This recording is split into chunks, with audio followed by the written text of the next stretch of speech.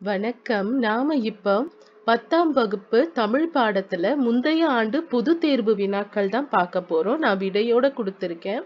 பரிபாடல் அடியில் விசும்பும் இசையும் என்னும் தொடர் எதனை குறிக்கிறது?